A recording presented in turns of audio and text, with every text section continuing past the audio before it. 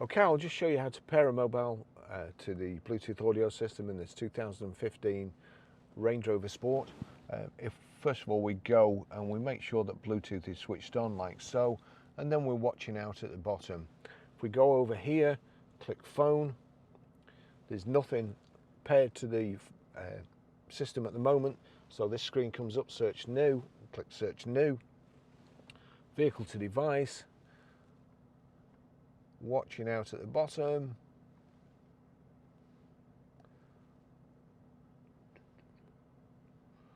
I've just actually deleted this mobile from the system, so I've probably confused it a little bit, but here we go, Barry's iPhone 13 Pro. Click on that to pair and connect phone, enter 5290 on it, so 5290, pair, allow contacts and favorites to sync, allow,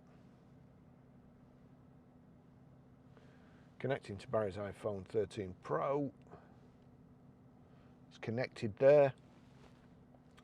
we're just waiting for the system to catch up, phone connected, that's it done.